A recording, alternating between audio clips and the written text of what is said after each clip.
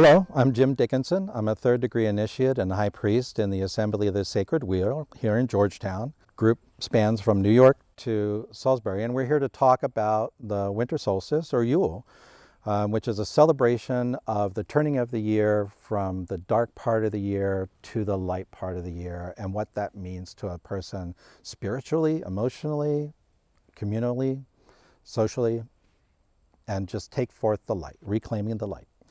All right, so in the ritual, we usually, again, begin with a gathering in the house, and it's usually very social. People are coming from all over, so we're getting to reacquainted with people again. And then there's a procession from the house to the great circle where we do our ritual.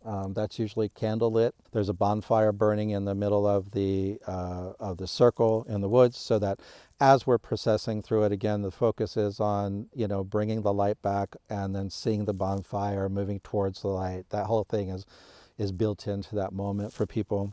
Before we go into the circle, we purify. So it's with salt water and incense, and the salt water and incense represent the four elements: earth, air, fire, and water. And so we bring that through ourselves. That's really just a way of acknowledging we're moving into ritual space now, and we're moving into spiritual space. And once we're inside, we cast a circle, which is a calling to the elements, the four elements, bringing their energy into the circle for a moment of creation, sanctifying the area as a sacred place that we're doing work in. Then we call the White Lady. Some people call the White Lady of Winter. And she is the goddess that holds the earth in kind of the snowy embrace we talk about, and that things are dormant, things are quiet, they're not growing, things have passed on, but she still holds underneath the blanket of white the promise of the seeds to come out, to bloom in the future. She is the eternal mother that is always here, but is the soil in which temporary things come into being. The grass grows, the flowers grow. At that point, a Yule Log is brought out, and many people have heard of a Yule Log, but the concept behind it is that, the trees are captured light. They are captured sunlight, and they are manifest of the God's energy of light and heat and growth.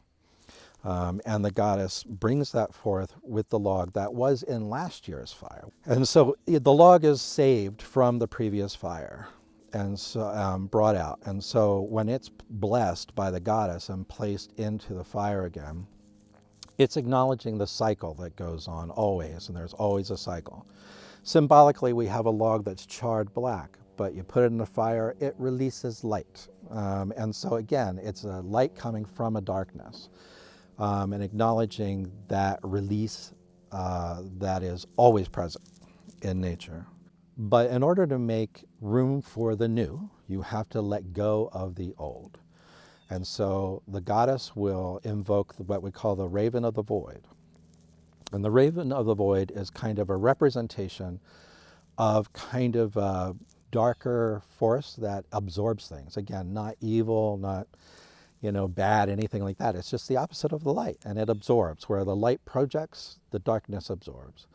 And so the Raven of the Void encourages us to then release things from the year that are trying or hurtful, or that frustrated us or made us mourn death, loss, job troubles, anything that people experience that they feel have been a weight on their spirit or their soul.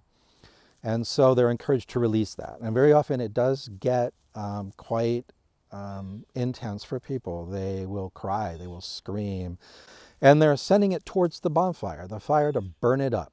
Let all that pain, suffering, everything, it's part of life. You can't ignore it. Everybody has it every year. Let it loose, give it over. And that makes space for the light. And so there is the promise of the light coming back. And so through a chant, we call forth the Sun Lord. And the Sun Lord symbolizes the returning sun, but also returning enlightenment. So the Sun Lord and the White Lady then deliver a message to the group about the future, what's coming, or what they think they might still be holding back and need to let go of. All those kind of things are built into this ritual and that cycle. When that is done and the the message has been delivered. And very often it's a little bit of prophecy for what we can expect in the next year as a community and as individuals. There's a candle that's taken that is lit on the fire in the center. And then that candle light is passed from person to person. Every person has a candle in a ritual. And the god and goddess will pass it from person to person all the way around until every candle is lit, and we as a community spiral from the outside of the circle into the center of the circle around the campfire, around the bonfire rather, sorry, and gathering the strength of community around the center fire, and then realizing that when we're all together like that, the flames of these candles make quite a light, and everyone's holding it up. And so it's like, I'll hold the torch for you in the darkness. You hold the torch for me in the darkness. We'll get through this together. And we can inspire each other with the light. We can inspire spiritual growth. We can push each other to grow and reach and move out into the world, lighter beings and brighter beings, hopefully. And share that with everybody in our community. Take the candles back, and they take that back to their community, and very often they'll keep that on their altar as inspiration to go forward. When the ritual is over, we process back to the house and have a big potluck, celebration of lightness and inspiration and I think a heartfelt shared community will that we all do better in the next year. So it just feels good.